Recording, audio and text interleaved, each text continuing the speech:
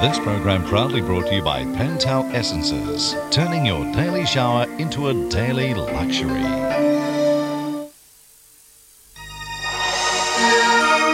America mourns as children again fall victim to a schoolboy's gun.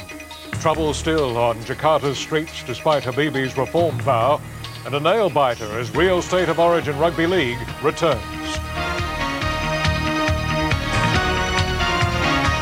From National 9 News, this is Nightline with Jim Waley. Good evening. Shaken and shamed, America has again been confronted with a schoolyard shooting. A 15-year-old boy killing one student and wounding 23 others in the northwest state of Oregon. As well, the bodies of his parents were found in the boy's home. He'll be tried as an adult, but under state laws will not face the death sentence. Robert Penfold has our report. A boy just 15 years old, heavily armed, on the loose, in a school and shooting to kill. An all too familiar American tragedy, played out one more time today. The boy who died at the school was sitting alongside his girlfriend. She survived.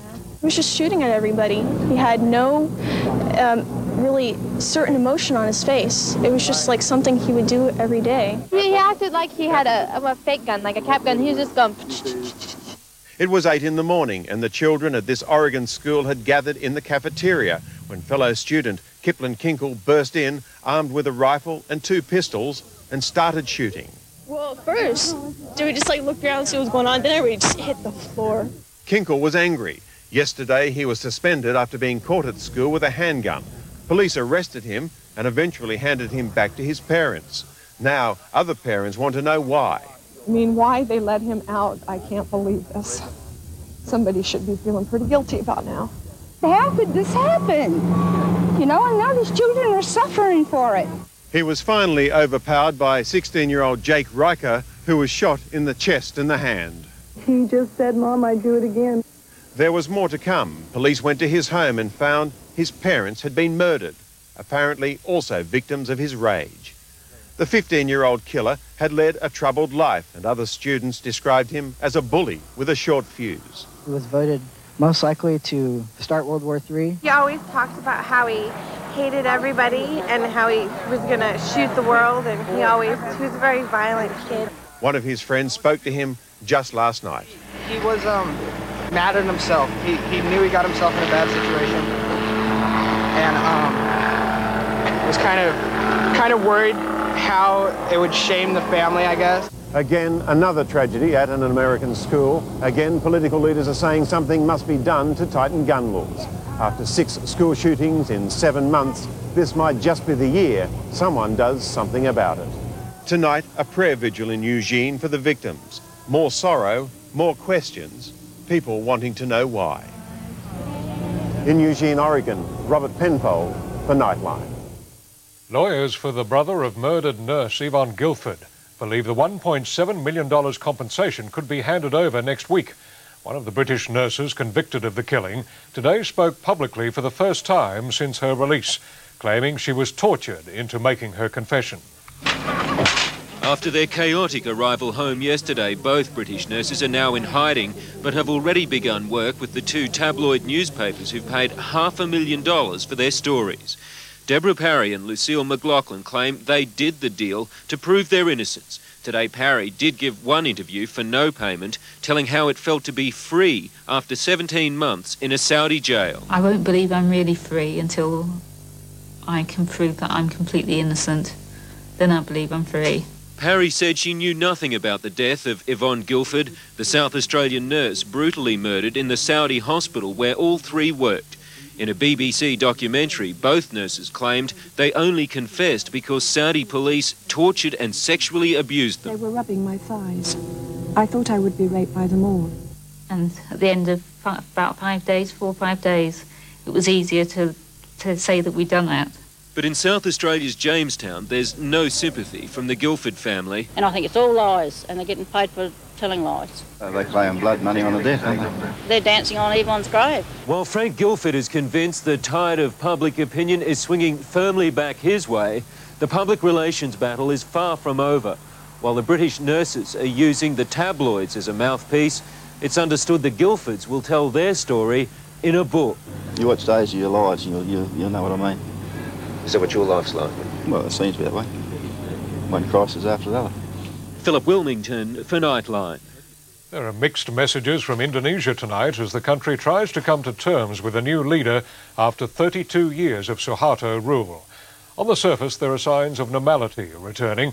Travel agents say many return flights to Jakarta are fully booked with Indonesians and expatriates planning to go home. But the dust hasn't settled in the capital, with scuffles continuing tonight. Adrian Brown is in Jakarta. Tempers flared outside Indonesia's parliament today as supporters and opponents of the new president came face to face. Soldiers, heavily outnumbered, struggled to keep the two factions apart. Up to 10,000 people now occupy the building and grounds around it. The regime's inner sanctum was the focal point for protests against Suharto, as they now are for his successor. The army could regain control of the parliament at any time, but has so far chosen not to. To ease the tension, soldiers laid down their weapons and broke into a spontaneous dance. Despite the continuing instability, President Habibie has indicated strongly that he wants to be a long-term leader. He's vowed political reform and a government free of corruption and nepotism. But he's given no timetable for elections. In his new cabinet, Suharto's daughter Tut Tut is out, along with the former president's golfing partner, Mohammed Bob Hussein. While there are several from the old regime, some of them have been welcomed. Foreign Minister Ali Alatas and the Defence Chief Wiranto, a reflection of continuing Defence Forces support. And there are two ministers with tough reputations, in charge of economic coordination and mines and energy. The reaction from powerful Muslim leader Amin Rais was muted. Saya netral-netral saja, ya. I am neutral, neither endorsing nor opposing the new cabinet. The students were unimpressed. The current cabinet is the same as Suharto's cabinet, so it's nepotism as usual. And some analysts believe they'll remain impatient for results. Between 3 to 6 months, but more 3 than 6. It's clear that with powerful emotions still on display in the capital, the new president will have to ensure he gets it right first time. In Jakarta, Adrian Brown for Nightline. The Maritime Union is tonight under attack on two fronts. Australia's competition watchdog has launched legal action, claiming the MUA has breached the Trade Practices Act. And Patrick's chief, Chris Corrigan, wants the MUA deregistered, a move union chiefs say is the desperate act of a desperate man. Laurie Wilson reports. It's just the latest twist in what's shaping as a long legal saga, with the Maritime Union pressing conspiracy claims against Patrick Stevedores. The company has hit back. It wants the union deregistered. We're being pursued in the Melbourne court for conspiracy, and we have every legal right to file a cross-claim, considering the amount of damage that's been caused to our company and others. There's absolutely no grounds for deregistration of the MUA. To be frank, I don't think there's anything serious in it whatsoever, and it's just another desperate act from a desperate man. But while the ACTU's Greg Combet may place little store in the company's action, the MUA is also facing legal proceedings by the Australian Competition and Consumer Commission. The Commission believes there have been serious and continuing breaches of the Trade Practices Act, echoing Chris Corrigan's complaints against the Maritime Union. Anti-competitive conduct, secondary boycotts, conspiracy by unlawful means, and unlawful interference in business and trade. The Commission says the MUA appears to have been involved in continuing boycott activity, citing problems on the Newcastle wharves and in Adelaide. And Chris Corrigan claims nothing's really changed on the docks. He says they're still not operating efficiently. Well, no better than they ever have, really, which isn't very well, quite frankly. Laurie Wilson reporting for Nightline. If there's one political nightmare Queensland Premier Rob Borbidge and opposition leader Peter Beattie have in common, it's another hung parliament, with Pauline Hanson's One Nation party holding the balance of power. But that's looking a distinct possibility, according to the first major opinion poll in the lead-up to next month's state election.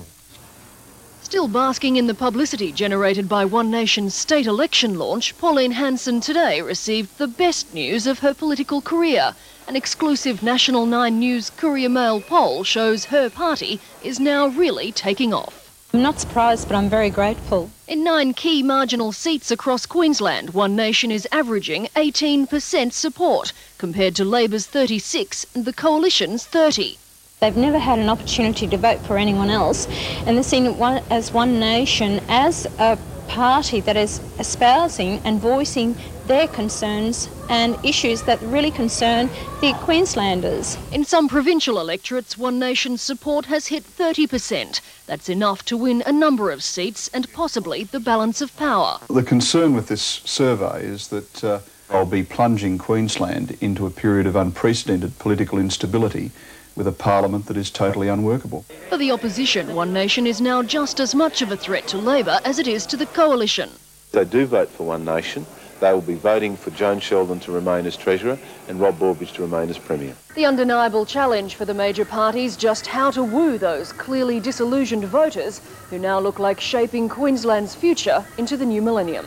All this music to the ears of the woman who's closing in fast. One Nation, like I said, is going to give back a voice to Queenslanders in government. Melanie Wendt for Nightline. After the break, voting underway on the Northern Ireland Peace Accord and Frank and Shirley's very big lottery win.